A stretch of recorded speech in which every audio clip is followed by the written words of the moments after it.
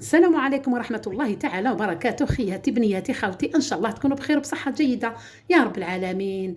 دايما نجيكم مع الوصفات يا العزاز والغاليين اللي دايما تحتاجوهم، سيرتو في هذه البريودة تاع الشتاء، تاع الأمراض، تاع كثرة الفيروسات. جيتكم بالوصفة اللي تنظف الرئتين وتعالج السعال الحاد والحساسية تاع الأنف وضيق التنفس وكثرة البلغم اللي ما يقدرش يخرج. بإذن الله هاد المشروب الغني المفيد ينفعكم. نقولوا بسم الله والصلاة والسلام عليك يا رسول الله. على بركة الله نبداكم في الوصفة اللي المكونات تاعها بسيطة، موجودين في كل بيت بإذن الله. إن شاء الله ديروها وتدعوا لي دعوة الخير. هذه الوصفة تاع الوالدة ربي يحفظها إن شاء الله، دائما تديرها لنا كل موسم الشتاء. واش هي المقادير تاع هذه الوصفة؟ اللي هو بقشور البرتقال. شوفوا كيفاش دير لأمي كي نشرو احنا التشينه في الدار، تغسلها امي قبل ما ناكلوها، تنظفها مليح مليح من برا، كي نقشروها تخبيه هي هاد القشور. شوفوا هذا او بدا يبسلها، كي رحت عندها لقيتها دايره قوجه تبق الله يبارك، تيبس فيه هكذا وتلايمهم كامل وتخبيهم في بلاره. وقت الهواء ولا اي واحد يمرض في الدار ولا ساعات هكذا نكونوا يعني عاديين بلا مرض، ديرنا هذا المشروب في الليل نشربوه ونرقدوا ما شاء الله. كيما راكم تشوفوا قشور البرتقال اللي غنيه بالفيتامين والليمونين اللي يطرد البلغم ويخفف السعال ويهدأ الصدر ويحسن التنفس ويوسع الشعب الهوائية ويقلل الالتهاب الحلق ويقي من العدوى، يعني المنتشرات تاع السعلة العطيس تاع كلش. شوفوا اللهم صل على النبي تاع قشور البرتقال المنافع تاعو. الحاجة الثانية اللي هي البابونج، معروف كمهدئ، يعني ما كاش اللي ما يعرفش البابونجا، ديك الزهره اللي تجيب بيضه احنا نقولوا لها المارغريت. مضاد قوي للالتهابات، يهدئ السعال، يسهل اخراج البلغم، يساعد في فتح الممرات الهوائيه، ومهدئ ويحسن النوم، يعني يعطيك راحه ما شاء الله. اللهم صل على النبي في هذه العشبه الثانيه وهي البابونج. نروحوا للزنجبيل الطازج كما راكم تشوفوا فيه، اللهم صل على النبي، خضر ما شاء الله.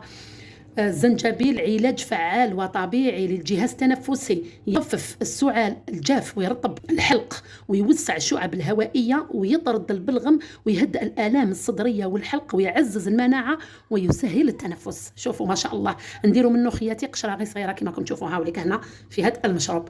وهنا عندنا القرنفل، اسمه الطيب.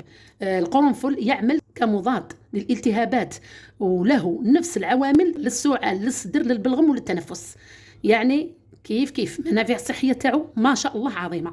درك نديروا المشروب تاعنا مباشره، نجيبوا زوج قطع هكذا تاع تشينا، ولا هذيك القطعه الاولى اللي شفتوني درتها تاع الزنجبيل الاخضر هاي ليك.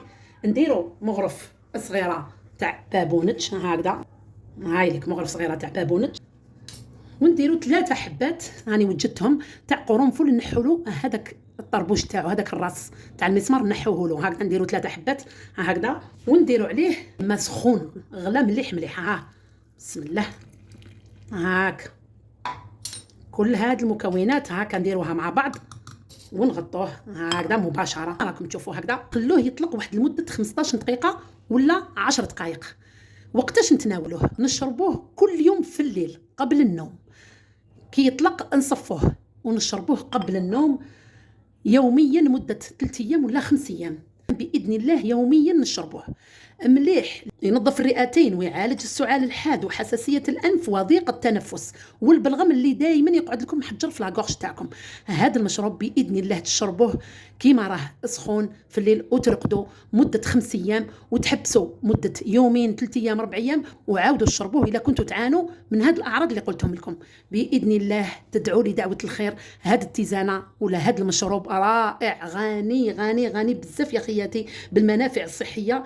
المهم اخواتي نصفيه هكذا، نصفوه كيما راكم تشوفوا هكذا ونشربوه يوميا في الليل.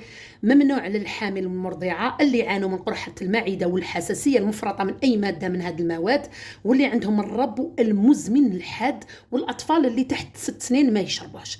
ديروه دعوه الخير ليا، دعوه الخير لميمتي، ربي يطول عمرها، الرحمه لخويا. ونقول لكم اخياتي وخاوتي وبنياتي، الله يفرقنا بلا ذنوب. نتلاقاو في فيديو اخر وصفه ولا اروع كالعاده. السلام عليكم ورحمه الله تعالى وبركاته. سلام.